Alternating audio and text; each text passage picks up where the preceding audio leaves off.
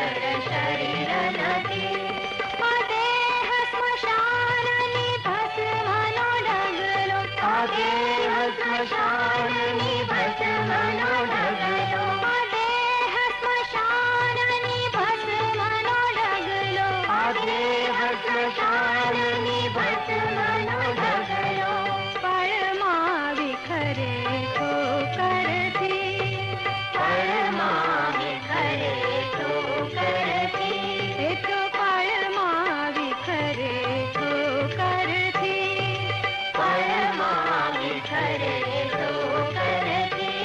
હું તો આત્મા છું જડ શરીર નથી, હું તો આત્મા છું જડ શરીર નથી, હું તો આત્મા છું જડ શરીર નથી.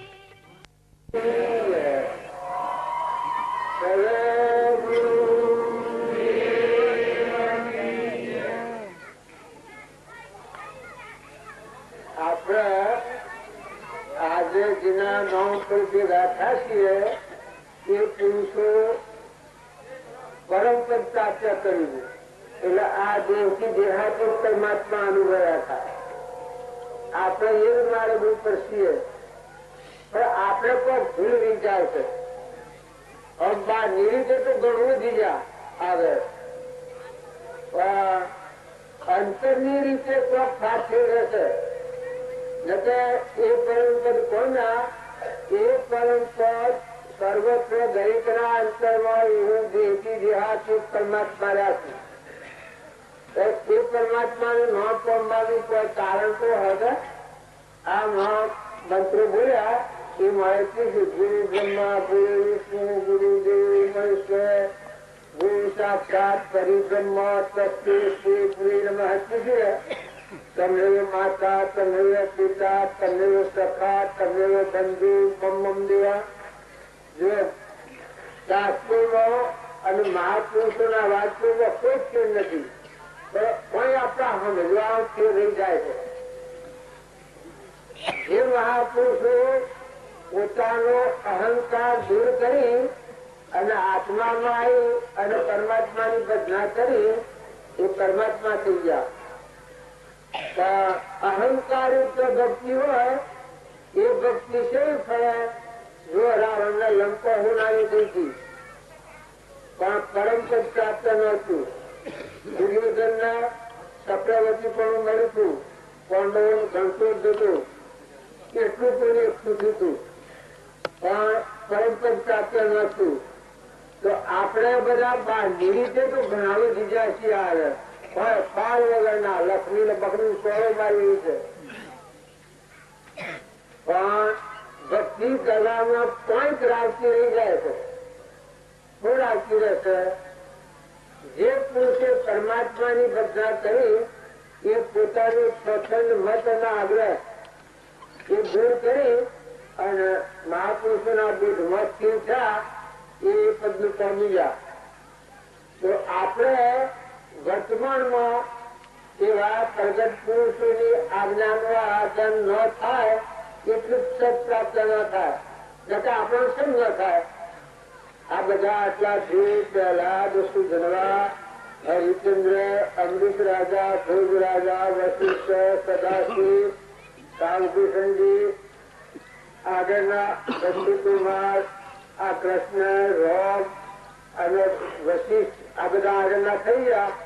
રામકૃષ્ણ સ્વામી, સ્વામી રામકૃષ્ણ, વિવેકાનંદ, આપણે શ્રીમદ રાજચંદ્ર એ અને મળેલા સૌભાગભાઈ, લઘુરાજ સ્વામી,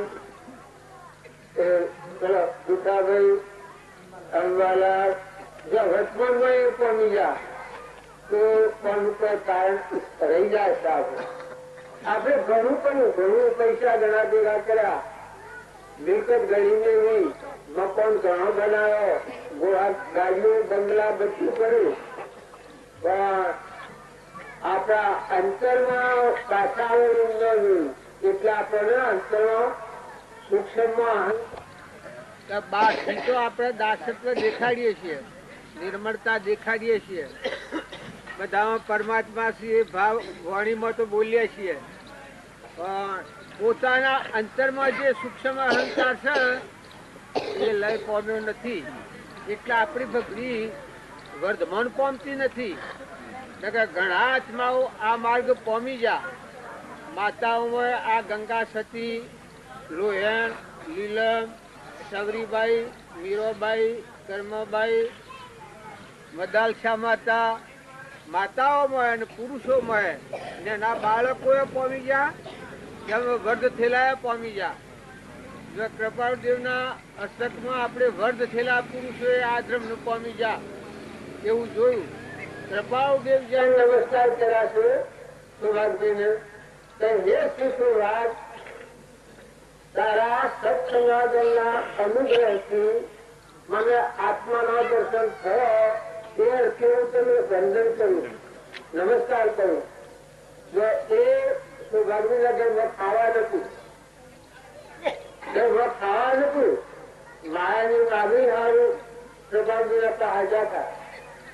પણ પ્રભાવજી કહ્યું ખરા કે હે સુભાષભાઈ, તમે જે મનમાં પામનારી ના છો એ પામના મારા દ્વારા જો તમે એ પામનારા છો તો તમે સદધર્મ નહીં પામો.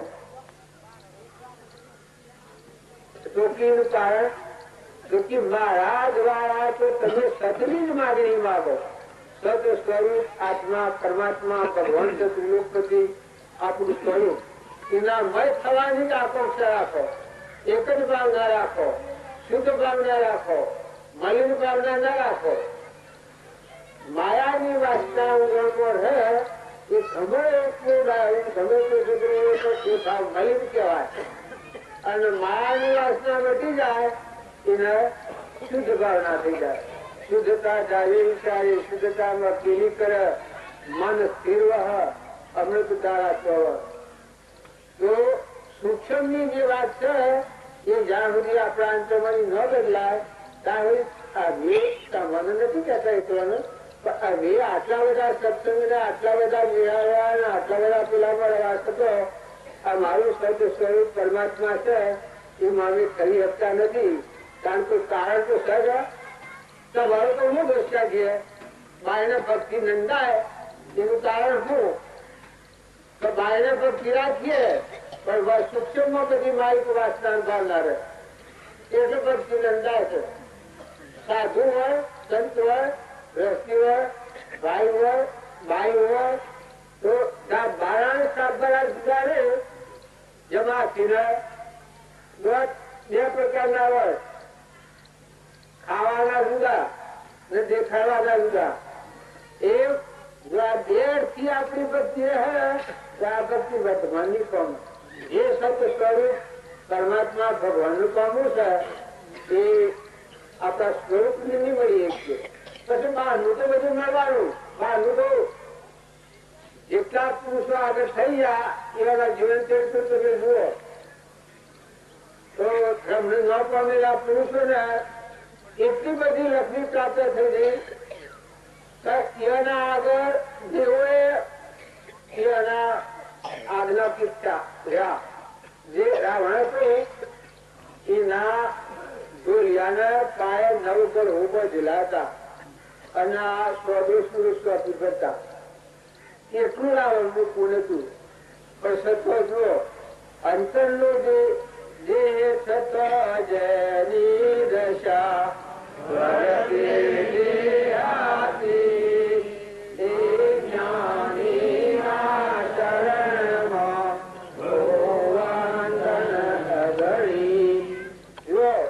હૃદયમાં રણકા એ રોગ પછી ન હતા તો એ રાવણની હું વિના થઈ.